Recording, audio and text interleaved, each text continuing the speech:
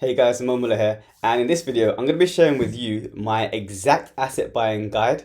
So the system and the checkpoints that I use when I'm buying any online business, any affiliate site, any niche website, and I'm going to be sharing with you these 20 checklists that I go through, so you can put your websites through the exact same checklist, and hopefully have a better understanding on what you're buying and buy the right asset. So let's get into this video now.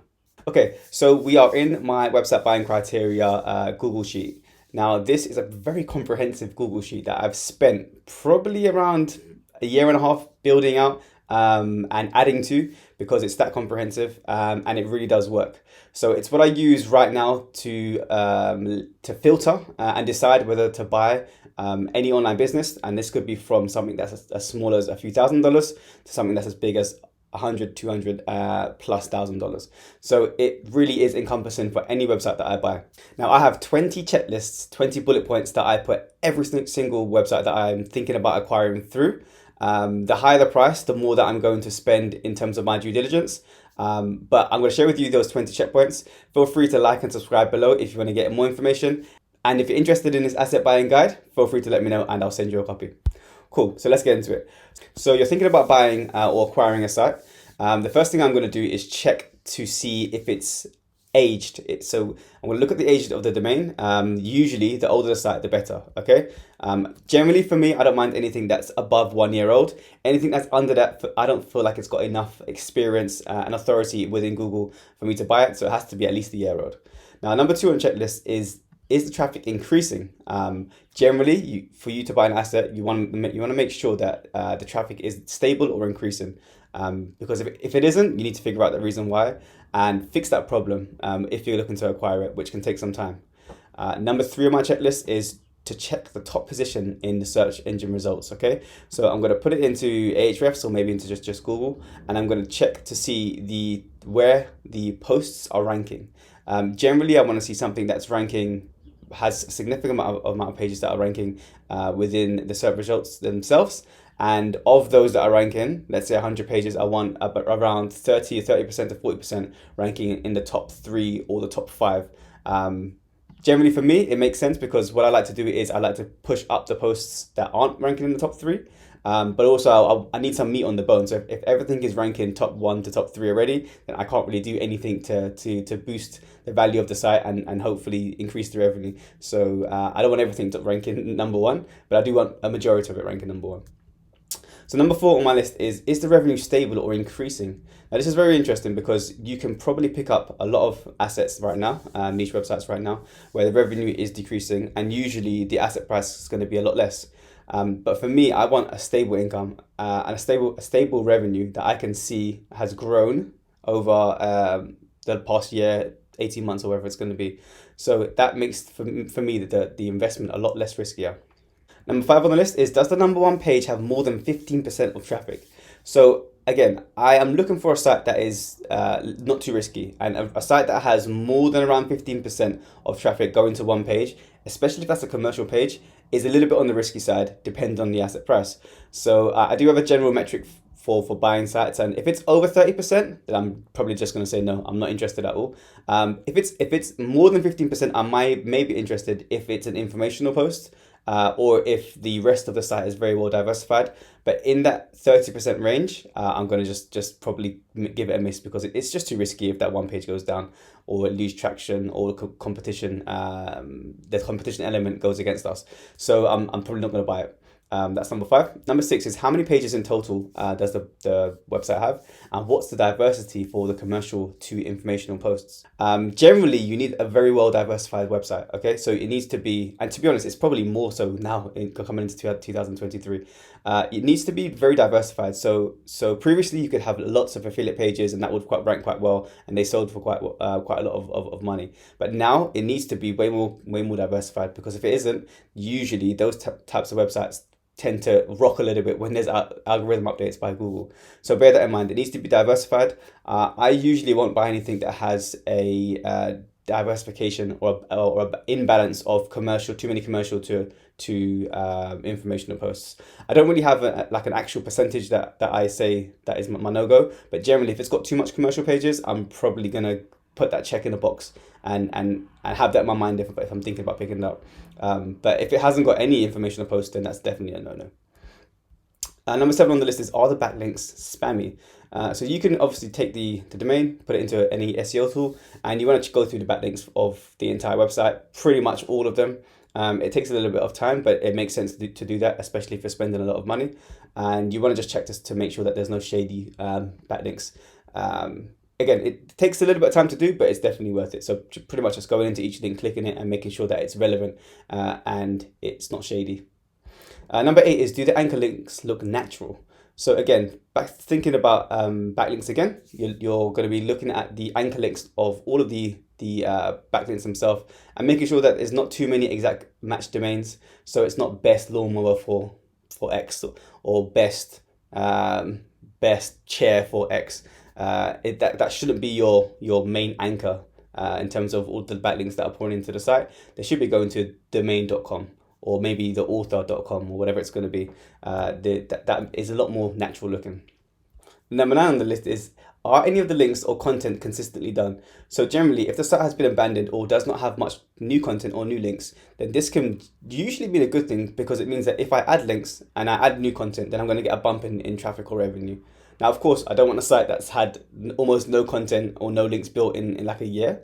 But generally, if there hasn't been much content or links done in the past 6 months, 3 months, etc., that's probably a good thing for me and my acquisition team, because we can go in, pick it up, and then raise the content and links and hopefully see bumps in traffic and revenue.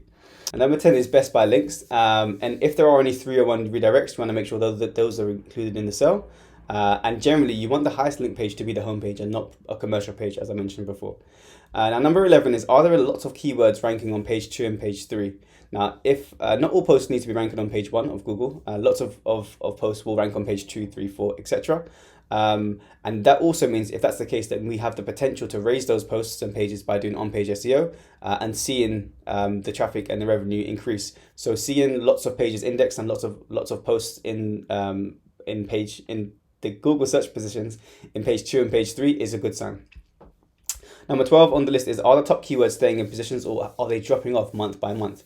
Now, this one can be a little bit tricky to check within your SEO tools, but essentially you want to see a snapshot of the historical data of where the positions of the top keywords are now and where they were a month ago and 3 months ago, etc. And generally, if they're staying in the same position, that's a very good sign, because it means that Google trusts the site for that particular search term. That search term is relevant, and that's probably going to stay generally consistent over the foreseeable future. Number 13 is, for me, I prefer the site that I'm buying not to have any product tables or comparison tables on the money pages or the commercial pages, because if that's the case, then if I add them, I'm going to see a bump in revenue, right? That makes a lot of sense. It's one of the most important things on the list, actually. I want there to be a way that I can bump revenue almost immediately, right? So if they haven't, the neglected products and tables and comparison tables, or if they haven't got, for example, ad revenue, I'm going to snap that up straight away. Number 4 is, the site has been ignored and has been touched for a while. Now, generally, abandoned sites are usually easier to turn around than ones that get lots of love and attention, because, as I mentioned, you can add content and links and see bumps. So that's something to bear in mind as well. Coming to the end of the list now, number 15 is, the domain brandable? I generally don't want to buy a website, especially if I'm looking to build it out over the next few years, if it's very narrow in terms of the domain name. So, for example, if the domain name is best work from home speakers, then probably all I'm going to be able to write about is work from home speakers, right? So it doesn't really make much sense. So I want it to be broader, so I can go ahead and expand it when the time comes. Number 16, usually I want a little bit of social, Pinterest or Facebook. That's a good sign, but that's not really a no-no. 17 on the list is, non-Amazon revenue generally for me is a good sign. So I think in today's current marketplace and in the industry in general, Amazon affiliate is very good for building out a site initially. But if you want to really bump it to the next level and start to see higher commissions for longer periods, you want to probably diversify away from Amazon. So if that is the case, then that's a good sign. Number 18 on the list is the niche evergreen or is it seasonal? Again, you should put the niche into like Google Trends or something similar and check to see if it's an evergreen niche. So the traffic is very consistent month on month, or if it's seasonal. So for example, something that's going to happen just at the end of the year, if it's like Christmas based, for example. Again, there's nothing technically wrong with the seasonal niche, but you need to bear that in mind when you're building the site out, that you're going to have a bulk of income and traffic at one particular time of year. Number 19 on the list is the speed of the site fast and efficient? Again, not a deal breaker, but if it isn't that fast and you can implement smart plugins and optimize hosting settings, etc., then you should be able to see bumps in traffic, or at the very least your bounce rates, because people are going to be going into the site and the bounce rate is going to go down because it speeds up faster, and it's good for Google core website updates as well. Last on the list, and one of the most important, is checking the EAT. All right, now it's actually EEAT because Google's changed it since the end of last year when I updated this. But essentially, you want to check to make sure that if there is any EAT signals on the site, on the website, and if you can do a better job, or if that EAT is going to be transferred across with the website. So bear that in mind as well. It's very, very important, EAT, at this particular time. So it's something that you need to focus on when you're looking into it. If for example, it has auto boxes and it's got social profiles, LinkedIn profiles, for example, will they still be included in the cell, or do you need to change them over? It depends on the site you're buying, right? So bear that in mind as well. Now, that is my general 20-part checklist. Again, pretty comprehensive. And I go through every single point very, very meticulously when I'm buying a site, especially if it's going to be a significant amount of money. And I just want to very quickly go through an example with you, just to give you a heads up on what the process will be like. But I'll only do it for a few of the points, just for you to get an understanding. So I've gone into Motion Invest here, and I've picked out a generally a pretty good domain that I thought was interesting. It's around cooking, ceramic cooking. Motion Invest is one of the marketplaces that I use when I'm vetting and buying websites. It's a very good service. Feel free to check it out. So in the actual details sections for the website itself, you can see the price. You can submit an offer. You can see how many years old the website is. It gives you an overview.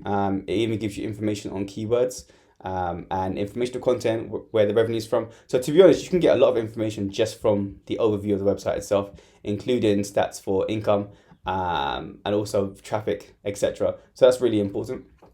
So if I'm putting it through the criteria, then I'm going to check, well, is it aged? Well, yes, it is. It mentioned here 5 years. I always double check things, by the way. So I'm going to put it into a tool called Whois, and I'm going to see how old it is. So who.is, put the domain in, and then you can see here it is exactly what it says on the description. It's 5 years old. Fantastic. So that will be a check on the box for that one. Is the traffic increasing? Number 2. So again, we don't technically have access to Google Analytics. So we want to check from the details the details on the listing itself. So here we can go back a little bit. Let's see. Let's go out to September. So I want to see stable traffic or increasing traffic. So this one looks to be generally stable. It has a few spikes, probably because of Christmas and something like that, but it's not declining or going down. So that's a good sign. So again, that's a check on the list for the next point. I'm going to go ahead and put the website URL into a SEO tool. So for example, I'm using Ahrefs here, and I'm going to look at the top organic keywords, and I'm going to check to see how many are in page positions 1 to 3, how many are in positions 4 to 10, how many are 10 plus. So you can actually sort the positions by using this function here, so top 3, top 10, etc., and then go through each keyword. And at the moment with Ahrefs, you can actually just check it from the listing itself as well. So if you go to organic search, you should see the data for positions here, and then you can check to see have they stayed the same or have they dropped. So as you can see, this particular domain has dropped quite significantly in the top 3 positions for the posts that they're ranking for. So again, that's something to bear in mind when you're thinking about buying it. Last 2, is the revenue stable or increasing? Let's take a look. So that was analytics. Let's take a look at revenue. So the income seems to be, let's see if there's a graph here. So generally it's kind of spiked down in September. If we take an average, it's probably stayed in and around the $400 mark. So that's a relatively stable-ish income. Sometimes you need to bear in mind that for smaller sites, the revenues spikes are going to be quite significant. So for example, this one's around $300 per month. if it increases by 20% or decreases by 20%, the graph's going to look pretty, it's going to be up and down. So so bear that in mind if it's a smaller website. For something that's going to make a few $1,000s, then a few $100s here or there is not going to change the trajectory of the monetization graph. But yeah, so generally I think that's average around $400, which is okay. And then the last one, does the number one page have more than 15% of traffic, or is it risky and has over 30%? So let's take a look now. So if we scroll through the listing, and to be honest, some of the places that list niche websites doesn't really have this in-depth data. So you're gonna have to go into Ahrefs and check the actual top pages, or any SEO tool that you're using, and check the top pages to see what it looks like, and just get a gist of what Ahrefs is recording. So as you can see here, it's the top pages has less than 15%, which is fantastic. And these look like informational posts again, which is fantastic as well. We can check on the listing as well. Let's take a quick look. Yeah, so I think Motion Investors probably changed the filter settings for the amount of page traffic that each page gets. So we don't have that information here, which is another important point. You need to have more than one way to analyze a website, probably 2 or 3, just to make sure. So I think we'll leave it for there. One other thing that I wanted to mention was, once you are picking up and thinking about acquiring a website and you're looking to review many, it's best to add them into a table like this. So this was on one I did last year when I was picking up a few websites. And then essentially what you're going to do is you're going to add the URLs here, add a date, and then put in a filter for all of the 20 criteria that I mentioned before. And then add them and just go through them very meticulously and very quickly on a yes or no basis. And at the end, you can add up all the yes or no answers or whatever it's going to be, figure out a percentage ratio, which I've taken out here, and then very quickly, is it going to be, if it's over a certain amount, then that's fantastic. That's probably going to be something that you're going to look more in depth into, ask more questions, and potentially acquire. If it's got too many no's across all of the bullet points, then probably you're going to say no, you're not interested, because generally the risk is going to be much higher. And this can make it a lot easier when you're acquiring websites, because people usually buy based on feelings, based on emotions, and this gives it a lot more of a data approach, instead of just going off what you think will do quite well. Anyhow, so I think hopefully you've had some value from the video. If you want to get access to this asset buying guide, feel free to let me know, comment on the video below, and I'll send it over to you, and I'll see you on the next one. Take care.